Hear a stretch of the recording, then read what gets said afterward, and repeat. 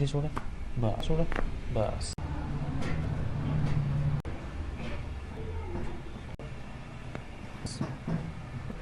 बस.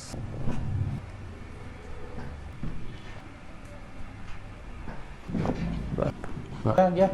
बस.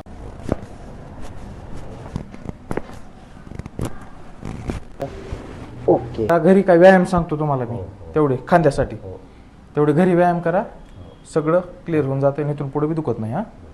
हां तसं. हां बस. बस बस दिला सोडायचं. उचला. हां 2. हां घ्या खाली. इकडे 5 6. मान हलवायची नाही.